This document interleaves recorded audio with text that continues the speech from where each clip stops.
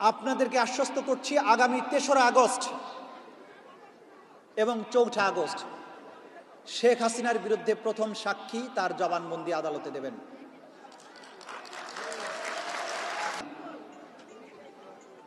এই নতুন সরকারের প্রায়োরিটি হচ্ছে এই দুটো অধ্যায়ের বিচার করা।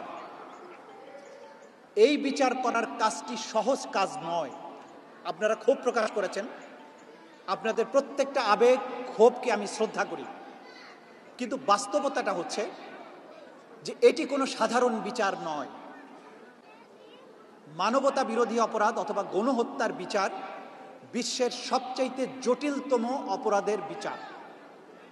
ক্রাইমস এগেনস্ট হিউম্যানিটিকে বলা হয় এটা ক্রাইম অফ দ্য ক্রাইমস, অপরাধেরও অপরাধ।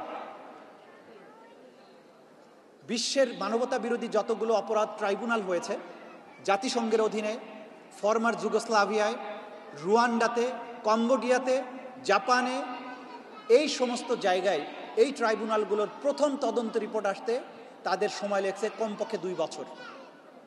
আমাদের আন্তর্জাতিক অপরাধ ট্রাইব্যুনালের প্রথম তদন্ত রিপোর্ট এসেছে 6 মাসের 2 দিন বা 3 দিন কম সময়ের মধ্যেই প্রথম তদন্ত রিপোর্ট এসেছে। এবং আমরা আপনাদেরকে বলতে চাই, তদন্ত রিপোর্ট দাখিলের 24 ঘন্টার মধ্যে ফরমাল চার্জ আমরা দাখিল করেছি, যেটা দাখিল করতে 1 মাস সময় লাগে। 4টি মামলার দৃশ্যমান বিচার চলছে। অনেকে বলেছেন বিচার দৃশ্যমান হয়নি, আপনারা আমাদেরকে ফলো করবেন। 4টি মামলার বিচার কার্যক্রম চলমান আছে। আমরা লাইভ দেখিয়েছি, দেখাচ্ছি। সব কিছু লাইভে দেখানো যাবে না। কেন দেখানো যাবে না সেটা এই জনসমক্ষে আপনাদেরকে বলা যাবে না। আপনাদেরকে আশ্বস্ত করছি, আগামী 3রা আগস্ট এবং ৪ঠা আগস্ট শেখ হাসিনার বিরুদ্ধে প্রথম সাক্ষী তার জবানবন্দি আদালতে দেবেন।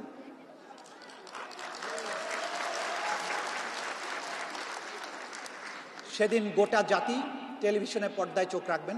যাদের পক্ষে সম্ভব হবে আদালতে আসবেন। এক এক করে আয়নার মতো করে পরিষ্কার করে দুনিয়ার কাছে, শুধু বাংলাদেশের কাছে না, ইনশাল্লাহ আমরা প্রমাণ করতে সক্ষম হব কি অপরাধ তিনি করেছেন, তার অপরাধের কি প্রমাণ এবং তার কি শাস্তি হওয়া উচিত।